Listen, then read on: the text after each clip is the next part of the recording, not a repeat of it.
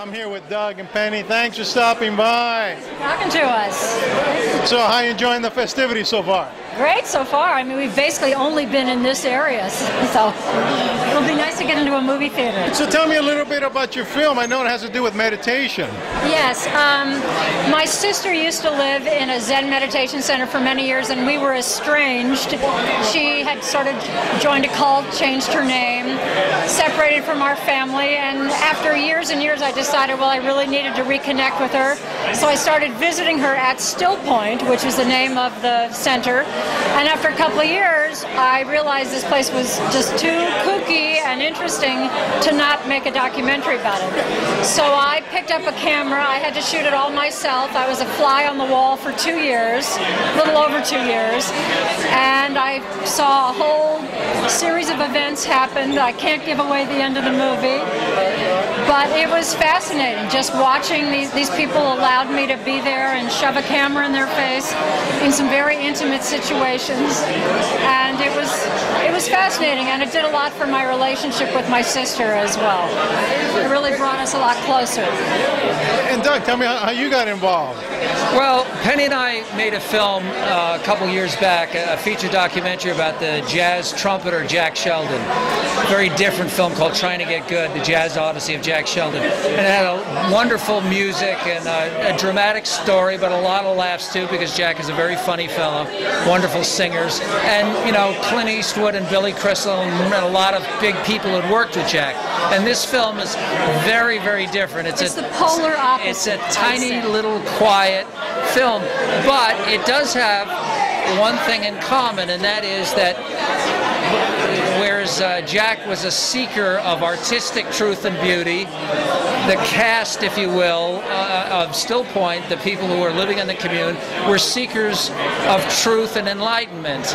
And they worked at it as every bit as hard as Jack worked on the trumpet. So in that way, in an odd way, it's really kind of a continuation of what we were doing, only it had the added spin, both as a dramatic element and as a personal element, of really being a catharsis for Penny and her sister, who also, in addition to her challenges in seeking enlightenment, is seriously afflicted with MS. Yes, she's in a motorized wheelchair. Really? She basically just has use of her right hand.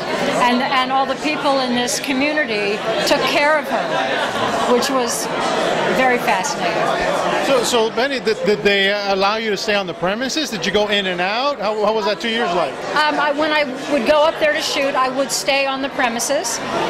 They had a guest room, so I stayed up there. They tried to get me to sleep in the dorm with everyone. I was like, no. She was smuggling beef jerky and coffee. Yeah, it was it was a vegetarian place, of course, and I would have, I'd have my little snacks. She would hide her coffee grinds in the bottom of the garbage. Yeah, it was really a little bottle of wine once in a while. Don't tell them. Don't tell them. We'll edit that out. But yeah, so I would be there, and they were very kind to me. And because I had been visiting for a couple of years prior to starting shooting, I was familiar. And the reason it really had to just be me, I mean, I didn't want to do it all myself, but for the kinds of situations I was shooting, I really just had to stand in a corner and just watch stuff. And you know, in any documentary, any subject, they're self-conscious for a while. And then I did a lot of talking head interviews, obviously, over the period of 2 years. But yeah, it was very challenging, and I didn't have anyone to go, hey, what do you think of that? Stop it.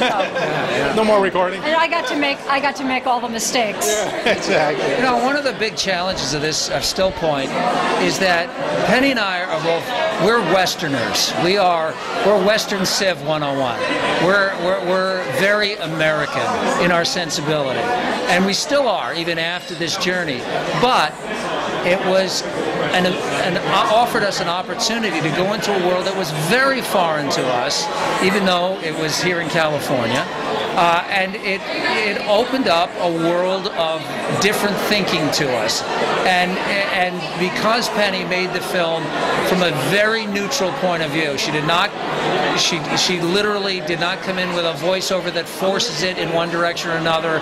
She let the people tell their own story, and as a result, I think for an audience that comes to see it that is also not Zen, not Buddhist, not into meditation or yoga, they can kind of enter the film the same way Penny and I entered the film, and kind of come away from it saying, well, it's not for me, but now I have a better understanding of what that is. Fantastic! Wow, what a great film! Well, I hope so. Come see it June 7th, 12:30. And we have it right after brunch. Nice. And we're thrilled to be part of this wonderful festival. Yeah, it's great to be here. This is our hometown, and it's nice. Fun too. One last question: socialmedia.com, Facebook, anything like that? There's a Facebook page for Still Point. Still Point the movie. Still Point the movie. There's a Twitter, Still Point Doc. And stillpointthemovie.com. And that'll direct you towards everyone. Fantastic. Penny, Doug, thanks for stopping by. Congratulations. Have a great time. Thank you. Thank you. Thanks a lot. You're very good at this. Oh.